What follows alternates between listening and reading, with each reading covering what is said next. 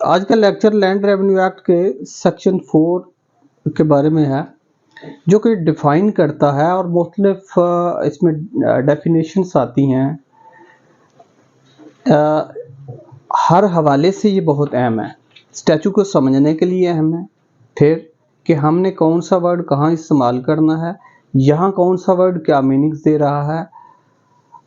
उसके अलावा वो पूछता भी है कि इनको डिफाइन करें, और उर्दू का भी साथ, और मैं कोशिश करूंगा कि उर्दू के वाले से भी साथ वन बाय वन इसको लेके चलें। सेक्शन 4 कहता है जी, definition in this act unless there is anything repugnant in the subject or context.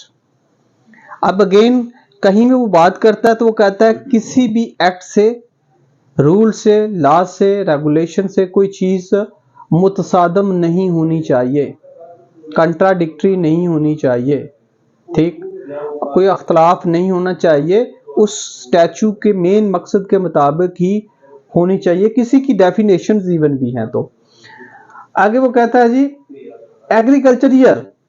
अब एग्रीकल्चर ईयर्स को वो यहाँ जो लैंड रेवेन्यू एक्ट में क्या डिफाइन करता है, ठीक, ये सेक्शन 4 का सबसेक्शन 1 है। अगर वो पूछता है कि एग्रीकल्चर ईयर क्या है, तो इसको अगर आप डेफिनेशन के साथ बताएंगे तो अलग, और अगर लैंड रेवेन्यू किस डेफिनेशन के साथ बताएंगे तो ये आपका एक अच्छा एक इंप्रेशन होगा।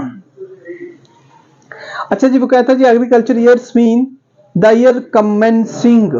कमेंस हमने शुरू में बहुत डिटेल में कमेंसिंग का पहले बताया कि कमेंसिंग क्या होती है, कमेंसमेंट का मीनिंग क्या है, जो कि शुरू हो रहा है, आगाज कर रहा है, कहां से, on the first day of July और on such other date as the board of revenue with the previous approval of the government may be notified appoint for any specified area। अब अगेन हमने देखा कि इसका जो शुरू में हमने देखा कि सेक्शन 1 जो है उसका सब सेक्शन 3 एक डिफरेंट बात करता है। आप जाइए जरा 1-3 का देखिए, बताइए मुझे क्या है, वैसे तो मैंने आपको कहा हुआ, बताइए क्या है 1-3 क्या।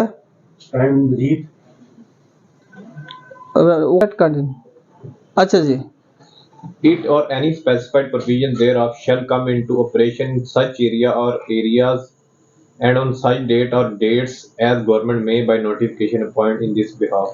यस, ये एक एक्ट की एक अलग से खूबसूरती है। लैंड रेवेन्यू रूल्स भी आएंगे, ठीक है, वो बताएगा, लेकिन वो कहेगा कि इमीडिएटली ये लागू हो जाएंगे या फलान डेट से होंगे या माजी में होंगे।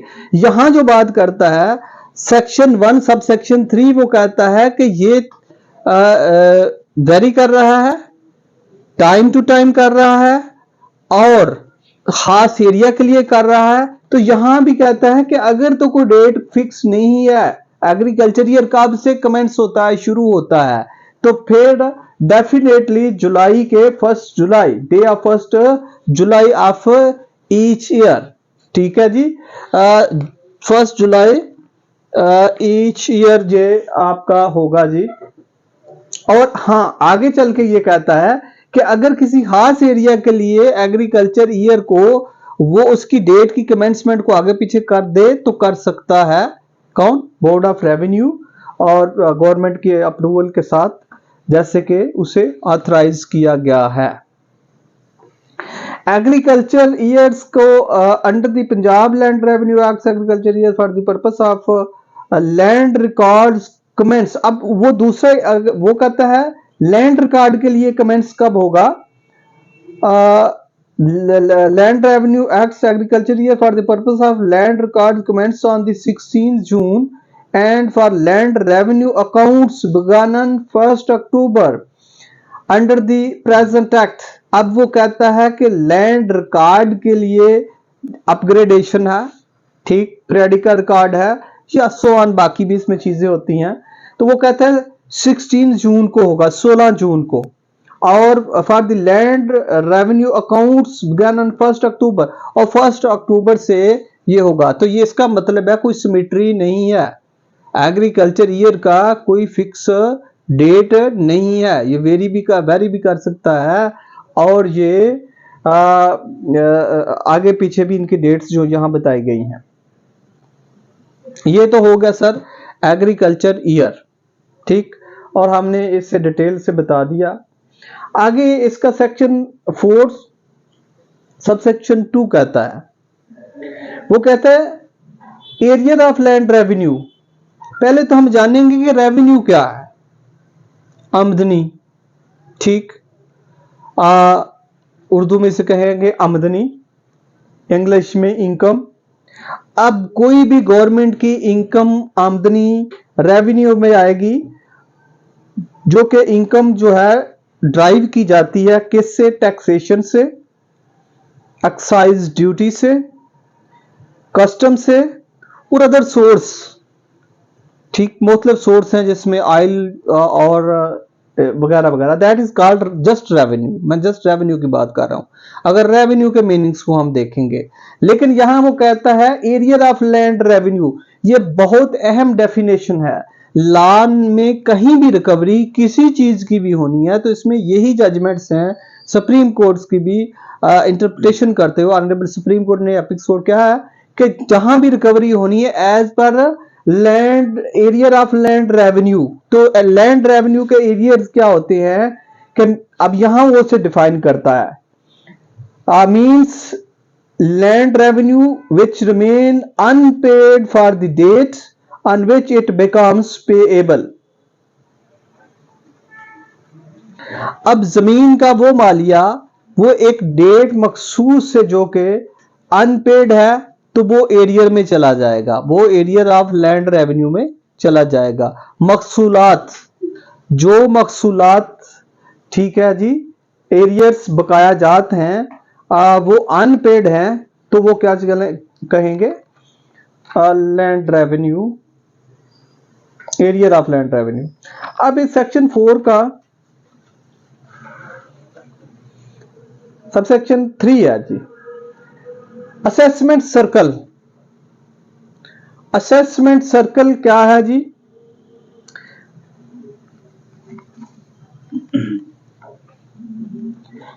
कि वो एरिया जिसमें रेवेन्यू की मकसद के लिए असेस किया जाता है कि किस एरिया को कितना, किस लैंड को कितना रेवेन्यू जो है वो लगाया जाएगा।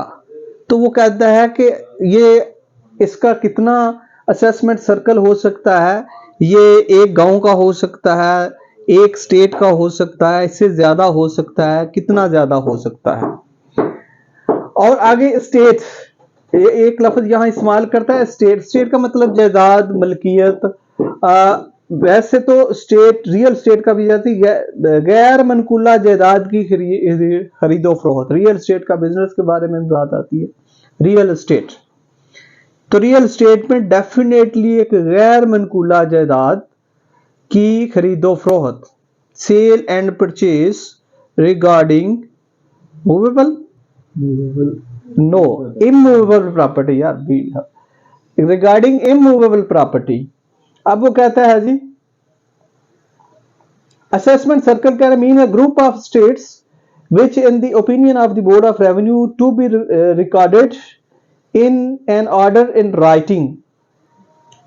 अब बोर्ड ऑफ रेवेन्यू एक ओपिनियन से कहता है कि ये जो है एक तरह की लैंड है एंड सफिशिएंटली, आगे की लफ्ज क्या है सर, होमोजेनियस, होमोजेनियस, होमोजेनियस एक जैसी, सिमिलर यकसा, मुतजानस, अरबिक में कहते हैं मुतजानस, एक जैसा, ठीक है जी, यकसा, सिमिलर, पैरेलल, कग्नेट, मिलता जुलता, यूनिफॉर्म, सेम, इक्वल, ये सारे मैंने हैं जी होमोजेनियस के। अच्छा जी, वो कहता है are sufficiently homogeneous to admit of a common set of rates being used as a general guides in calculating the land revenue to be assessed upon them। अब सिंपल बात वो ये करता है कि असेसमेंट सर्कल की, कि जहां एक ही नेचर की जमीन हो और उसमें एक किस्म का ही रेवेन्यू असेस किया जाए तो वो सारी जमीन को वो एक क्या करेगा, असेसमेंट सर्कल डिक्लेयर कर देगा। उसमें जितना भी एक स्टेट है, दो स्टेट है, विलेज है, खाते हैं, ज्यादा खाते हैं, उसमें वो उसको डिक्लेयर कर देगा। तो यहाँ डेफिनेट ये हुआ कि असेसमेंट सर्कल क्या है कि जो अपना बोर्ड ऑफ रेवेन्यू एक ओपिनियन देता है कि ये सारा एरिया एक ही रेट में लगेगा, इसका असेस एक जैसा होगा, चूंकि जमीन की किस्म एक तरह की है, स्टेट एक तरह की है, तो उसे कहेंगे हम जी असेसमेंट सर्कल। ठीक हो गया। आगे जी सेक्शन 4 की सब क्लास 4 कहता है बोर्ड ऑफ रेवेन्यू। क्या है जी board of revenue? Means the board of revenue established under the Punjab board of revenue act 1957। अब बोर्ड ऑफ रेवेन्यू को सिंपल कहता है कि क्या है, उसकी इसकी डेफिनेशन बताता है। आगे चल के बहुत अहम चीजें हैं जी, और मैं कहूंगा कि इनको शायद थोड़ा सा हम सेग्रीगेट करके करेंगे।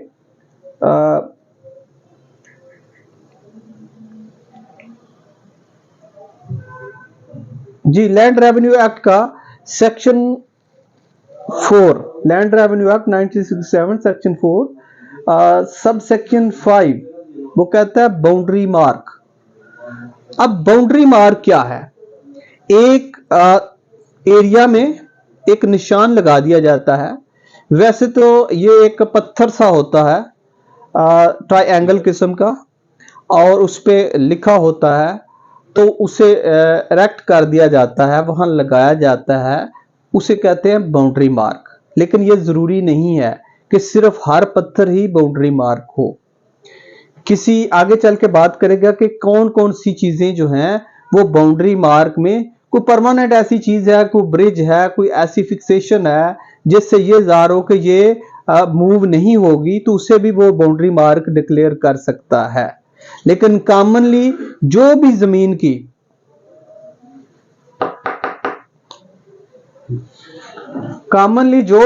की डिमार्केशन होती है उस बाउंड्री मार्क से होती है। कहीं भी अगर ये कंफ्यूजन आ जाए कि किसका कहां हिस्सा कितना जा रहा है, और निशानदाही जिसे बोलते हैं, निशानदाही के लिए बाउंड्री मार्क का ही इस्तेमाल होता है। तो बाउंड्री मार्क में रूटीन में यही है। सर तशरीफ रखिए, आ जाइए भाईजान। अच्छा जी, बाउंड्री मार्क मींस एनी इरिक्शन। अब अगेन वो बात करता है कोई भी इरिक्शन होता है, इरिक्ट करना, तमीर करना, कोई भी लगा देना, फिक्स कर देना। Whether of earth, stone, please be seated भाईजान। अर्थ है, कहता है किस चीज का, कोई अर्थ बना दिया गया है। अच्छा ऐसे भी होता है कि बहुत सा एक खास किस्म का वो एज सा बना दिया जाता है, स्टोन लगा दिया गया है। और अदर मटेरियल में कोई भी वो बात कर रहा है, जैसे कि कोई ब्रिज आ गया है या कुछ ऐसी चीज है कि जो रिमूव नहीं हो सकती और प्रोबेबली वो एक फिक्स जगह है, तो उसे भी कह देगा। एनी हैज क्या है जी? Safeguard, protection. वैसे हैज का मतलब क्या? रुकावट। Very good. तो प्लीज यार इसको देखा करें, ऑलरेडी ये शेयर था, मैंने कहा भी हुआ था कि ये व्हाट्सएप ग्रुप में शेयर है। Unplug ridge. अब क्या है कि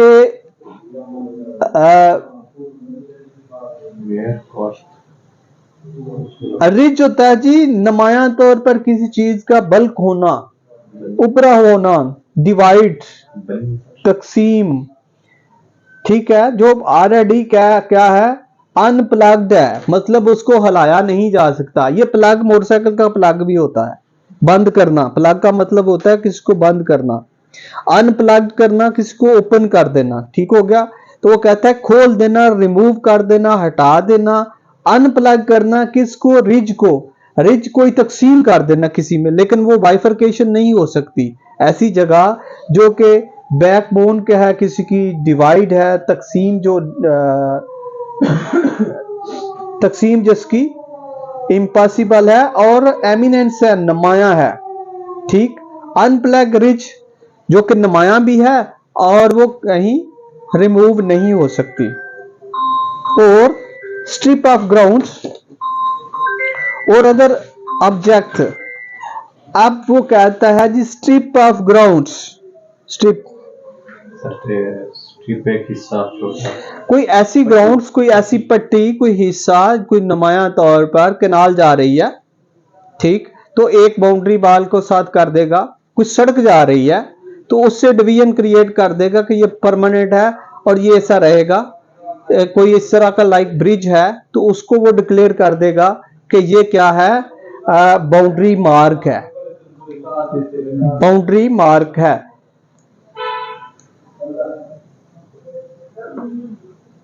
और other object are mark whether natural or artificial. Again ये नेचुरल भी कहीं कोई सपोज के कोई पहाड़ है कि इस तरह की बल्क है, चट्टान है, नेचुरल हो गई है, ठीक है, या कटाव ऐसा आया वो नेचुरल है और वो खत्म नहीं हो सकता, या वो आर्टिफिशियली किसी वजह से, जैसे कि हमने ब्रिज की बार बार बात कर रहे हैं, तो कोई ब्रिज बनाया आर्टिफिशियल बनाया और उससे डिक्लेयर कर दिया गया कि ये 200-400 साल तक चलेगा। ऑब्जेक्ट और mark whether natural or artificial. Setup, setup का मतलब क्या होता है, कायम करना, एम्प्लॉयड लगा देना, और स्पेसिफाइड या मखसूस कर देना बाय ए रेवेन्यू ऑफिसर। अब क्या है, having authority in that behalf. इन सारी चीजों को boundary mark revenue officer declare करेगा, कोई अपने तौर पर नहीं करेगा। हमने रेवेन्यू ऑफिसर की आगे डेफिनेशन भी देखेंगे, और वो इस बाउंड्री मार्क को क्या करेगा, डिक्लेयर करेगा, और इसे बाउंड्री मार्क को जो कि ऑथराइज्ड है इन ऑर्डर टू, क्या है जी आगे, क्या मतलब होता है, in order to designate, appoint किया गया हो, ठीक है जी, नॉमिनेट किया गया हो, डिप्यूट किया गया हो, तैनात किया गया हो, ठीक है, डेजिग्नेट। चलेंगे the boundary of any divisions of land, और किसी भी डिवीजन ऑफ लैंड की वो बाउंड्री की बात करता है। ये तो हो गया सर बाउंड्री मार्क के बारे में।